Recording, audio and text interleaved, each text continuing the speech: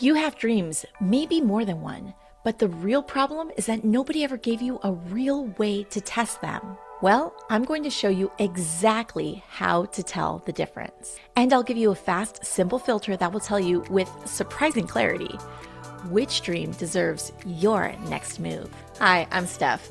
I'm a seasoned coach and executive producer in the entertainment industry, and I help people complete meaningful dream projects quickly and become who they want to be, one messy, playful experiment at a time. And in this video, we are going straight to the part that most people skip. Because here's the thing, before you build systems and structure and grind through the hard days, you need to make sure you're working on the right dream. Unfortunately, I know firsthand how awful it can feel. Years ago, I was working multiple jobs and moving forward, which felt like success, until I picked up a book that crushed my spirits, but also changed everything. In this book, you were supposed to define your dreams. Then through the test, it would tell you how close you were to actually getting there. Despite all the hard work and sacrifice, I realized at that moment that I had been climbing a mountain that was millions of miles away from where I truly wanted to be. And I'm not the only one. For so many people, we start off on the right path, but we get distracted, overwhelmed, or burnt out, not knowing which dream to really lock in on.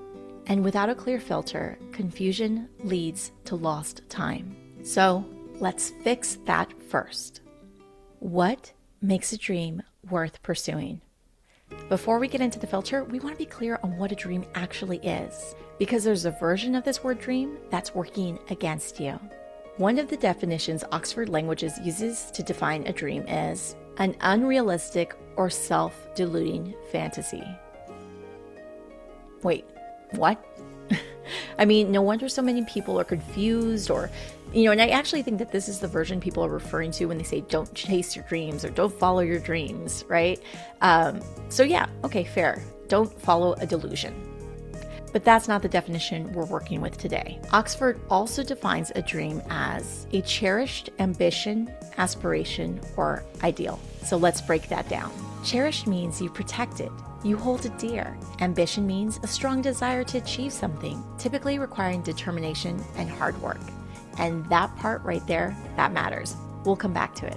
But here's where most people quietly sabotage themselves. Ideal, meaning satisfying one's concept of what's perfect. Perfect. And that word, that right there, that's the rub. When we anchor a dream to perfection, we set it up to fail because nothing in the world is perfect.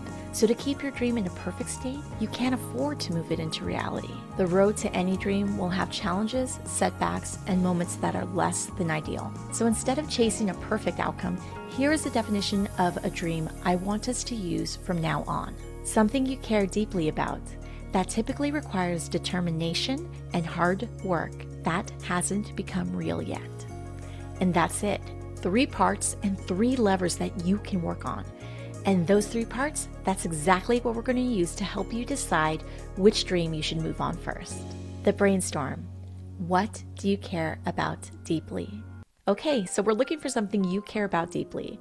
But here's what most people discover when they actually sit with this question. They don't actually know. And it's not because they're lost, but it's because nobody ever asked them in the right way. You see, the questions most of us were asked while growing up were things like, what are you good at? What have you done well at in the past? And these are not bad questions, but they limit you to only looking at your past experiences for evidence of what you could do, versus allowing your imagination to look at all the possibilities for your future self. So here are 5 questions I want you to sit with. 1. What would I want to learn about? Something interesting enough that I could explore it for years. 2. What would I, even on my worst days, still want to contribute to the world? 3. What are my top 5 values and which of my dreams would most help me live them out? 4. What in the world impacts me the most emotionally? Not only what makes me happy, but also what makes me angry or sad. And 5, what types of activities or projects do I feel more energized after doing them? These questions are designed to move you away from an ideal of perfection and move you towards something real, something you'll still want even on the hardest days. No wrong answers, no editing yourself. This is simply data collection. So put on music that lifts you up, get in a good emotional state, and then set a timer and write those dreams out.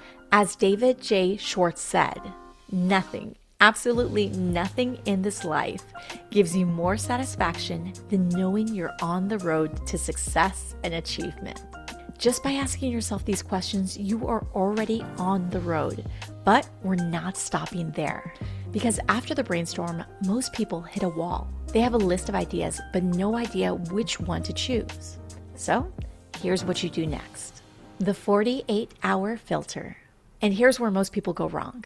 They have this list of ideas they're very excited about, so then they start researching, and researching, and researching, and nothing moves forward. Why? Because research without a deadline is just procrastination disguised as productivity. So here's the rule. You get 48 hours, and that's it. During those 48 hours, you're asking yourself one key question. What would I need to know to give myself genuine confidence that this dream could actually become real for me? And that might include what skills would I need, what resources would be helpful, and who has done something similar before. And here's something people don't expect. Even if nobody has completed a dream exactly like yours before, that doesn't necessarily mean it's impossible. Find out, why do you think nobody's done it? And what could you uniquely bring that others haven't that would help get around those challenges? And that's the move that takes a dream from a coin toss to very possible. Also, during your 48 hours, ask, how much would this dream cost me? Financially, emotionally, time-wise. This isn't just about whether or not this is the right dream, but also, is this the right dream for right now? And finally, and this is one a lot of people rush past, who would I need to become to be the kind of person who achieves this? Is that version of me moving toward who I want to be or away from it? That last question, that's your compass.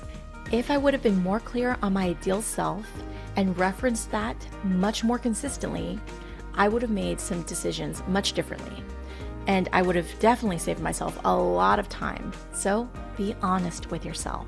After 48 hours, you'll know which dreams are still standing and which ones quietly fall away. But here's the part that surprises most people. You're still not done. The experiment. Sample before you commit. Here's the truth about dreams that most people don't know. You don't actually know if a dream is yours until you try it.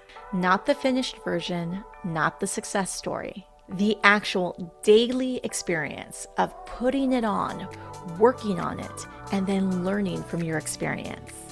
This is what David Epstein, in his book, Range, calls the sampling period. You're sampling different fields and skills to improve on what he calls match quality, aligning your actual abilities and energy with your work. In other words, before you commit, you get to play. Take your top dream from your filter and give yourself short, bite-sized actions to move forward on it. Then ask yourself, what do I think I'll enjoy most about this? And what do I think will be the most challenging part? And here's what I would do. I would design a small experiment that includes the joyful parts, but as well as some of the challenging parts, because I want to know if I can still show up on the hard days as well as the good ones.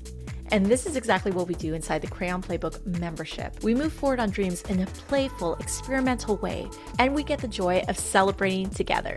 Moving yourself into action solves so many things. You get to try your top dreams out in short spurts and find out quickly in a few weeks more than you ever could after years of thinking about it and researching. But here's the most important thing to take from this section. Vagueness is not a character flaw, but it might be a defense mechanism.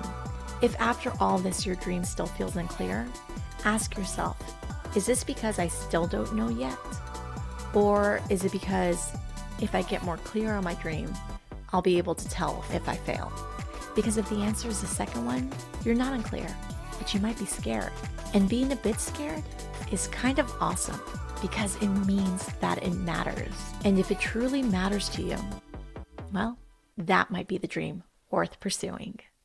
So let's pull it all in together. A dream is something you care deeply about that typically requires determination and hard work that hasn't become real yet. To find the right one, Step 1. Brainstorm without editing yourself. Use the 5 questions in this video to dig deeper and find out what matters most to you. Step 2. Run the 48-hour filter. Give it a deadline. Ask if the dream is realistic, if now is the right time, and who you would need to become to make that dream real. Step 3. Experiment and play. Get a real taste for your dream by bringing it into reality, the best parts and the hardest parts, before you fully commit. And that's the filter. And if a dream survives all 3 steps, well, you're not just chasing a dream anymore. You're standing in front of the right one. But after this is completed, here's the question I get most. Okay, now I know which dream, but how do I actually make sure it happens? Because picking the right dream, although crucial, is one thing. Making it inevitable, that's a whole different game. But don't worry, that's exactly what the next video is about. I'll see you there.